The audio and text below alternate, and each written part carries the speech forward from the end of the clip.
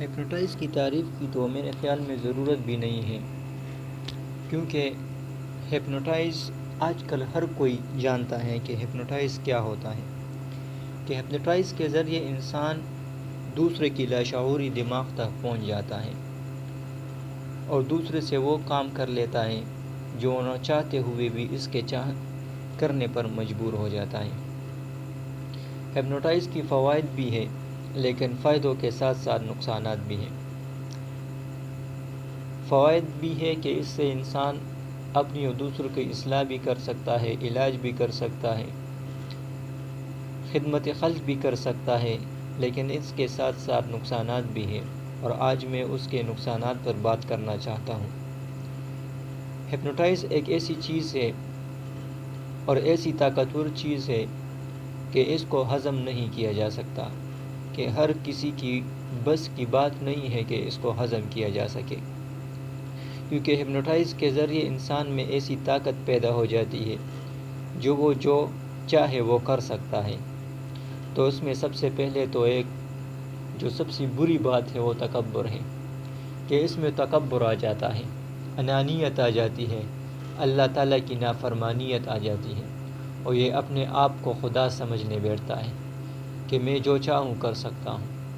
لیکن میں ایک بات یہاں پر عرض کرنا چاہتا ہوں کہ اللہ ایسے انسان کی انجام بھی بہت برا کر دیتا ہے۔ ہمارے علاقے میں ایک شخص تھا جس نے ہپنوٹائز کرنے میں بہت مہارت حاصل کر لی تھی۔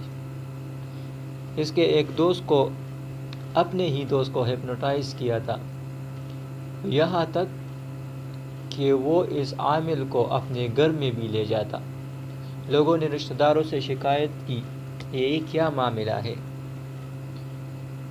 تو رشتہ داروں نے کہا کہ اس بارے میں ہم کیا کہہ سکتے ہیں، اس کا اپنا گھر ہے، جو چاہے کر سکتا ہے۔ اصل میں رشتہ دار بھی اس بات سے ڈرتے تھے کہ یہ عامل ہم پر کوئی عمل نہ کر بیٹھے، وہ اس عامل سے ڈرتے تھے۔ لیکن ایسے شخصوں کی انجام بھی بہت برا ہوتا ہے۔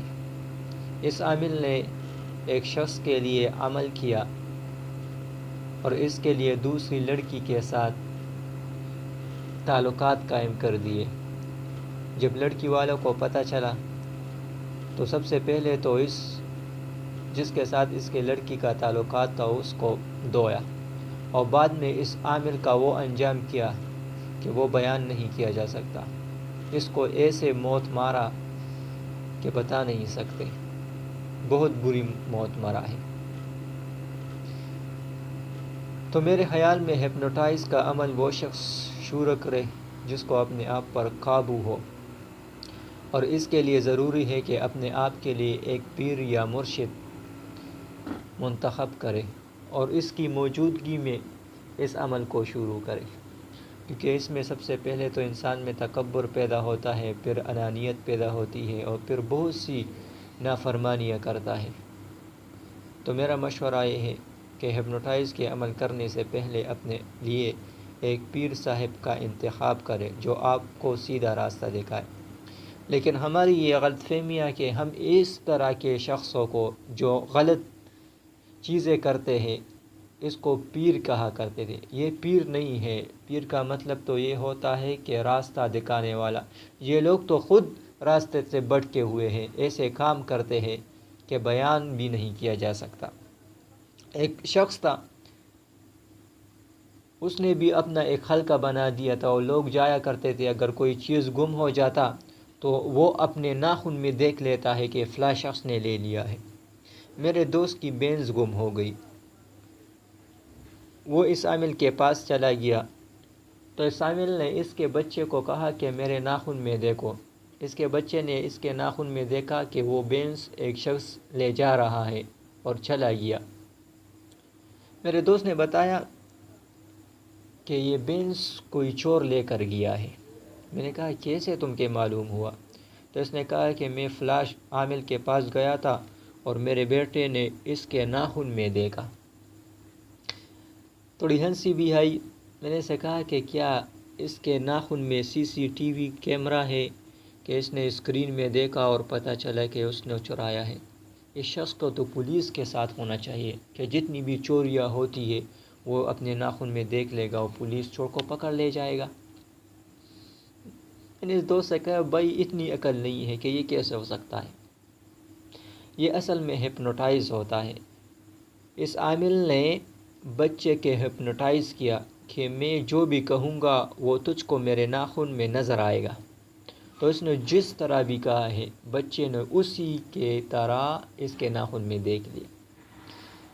یہ ان جعلی جو عاملین ہوتے ہیں اس کی یہ کارنامے ہیں، اس کو یہ طاقت ہضم نہیں ہوتی۔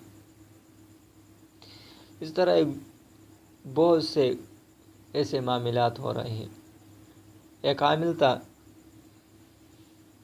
جو بھی کوئی کسی اس کے پاس چلا جاتا تو وہ اس کے کہتا کہ تجھ پر کسی نے تعویذ کیا ہے اور تو ایسا کر کے اپنے کپڑے لے کر آ۔ جب کوئی کپڑے لے کر جاتا تو وہ اس کپڑے کو یوں کر دیتا تو اس سے جو بھی چیزیں ہوتی تعویذ وغیرہ نیچے گر جاتے، اور پھر کہتا کہ تم پر یہ تعویذ ہوئے ہیں اور میں اس کو ختم کرنے کے لیے اتنا شکرانہ یا نذرانہ لیتا ہوں۔ تو لوگوں سے اس طرح سے پیسے بٹور دیتے۔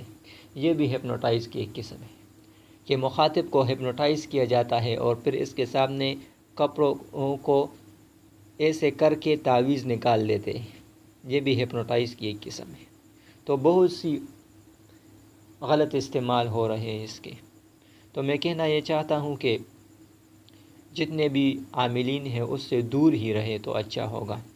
ہمارے معاشرے میں بہت سی زیادہ ہو گئی ہے۔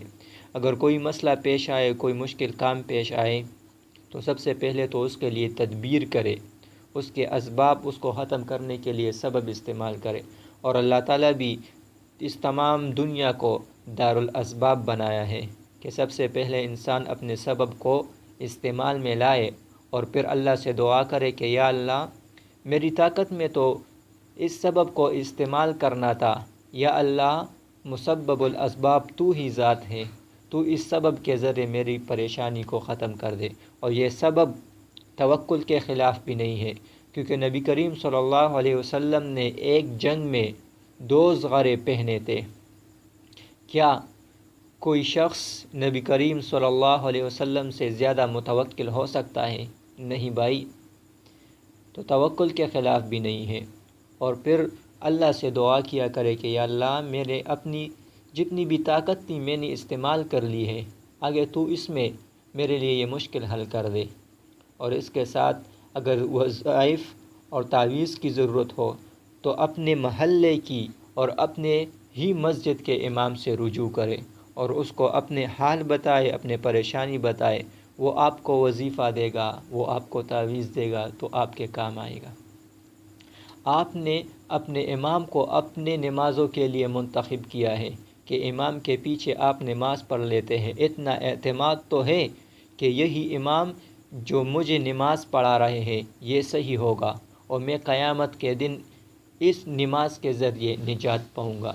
تو اپنے دنیاوی کاموں میں بھی اسی امام کو اپنا امام اور مقتدا بنائے اور اسی کے پیچھے چلے جائے۔ تو میرا مقصد یہی ہے کہ ہپنوٹائز جائز بھی ہے اور ناجائز بھی ہے، شریعت کا اصول اور قواعد ہے، اور اسی کے نیچے جو بھی جزیات آتے ہیں اگر تو وہ بھی جائز ہو جاتے ہیں۔ جیسے کہ ہر وہ چیز جو جائز کی طرف لے جانے والی ہو تو یہ بھی جائز ہے، اگر یہ چیز ناجائز کی طرف لے جانے والا ہے تو یہ بھی ناجائز ہے۔ اگر ہپنوٹائز کو جائز کاموں کے لیے استعمال کیا جائے تو پھر تو ٹھیک ہے، اصلاح کے لیے استعمال کیا جائے جیسے تصوف میں پیر حضرات کرتے ہیں، یا علاج کے لیے استعمال کیا جائے جیسے اگر کوئی بیماری کا علاج نہ ہو تو پھر علاج کیا جا سکتا ہے اس کے ذریعے سے کہ درد وغیرہ اس سے دور ہو جاتا ہے، اور خدمت کل کے لیے استعمال کیا جائے تو یہ جائز ہے۔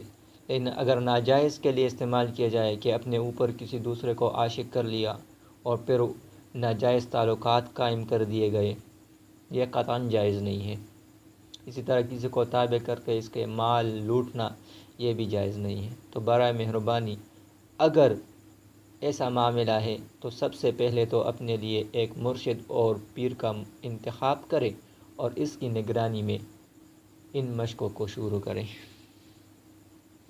اور میں انشاءاللہ ان مشقوں کی تفصیل بھی بتاؤں گا، اس کے نقصانات بھی بتاؤں گا اور اس کے فوائد بھی بتاؤں گا۔ لیکن اگر کسی شخص میں اس کے جو تاثیر ہوتی ہے، جو اس پر اس سے انسان کو قدرت ملتی ہے، اگر اس کو ہضم کرنے کی طاقت نہیں، تو میں آپ سے التجا کروں گا کہ آپ اس طریقے سے دور ہی رہے تو اچھا ہوگا، کہ پھر تو نقصان ہی نقصان ہو جائے گا۔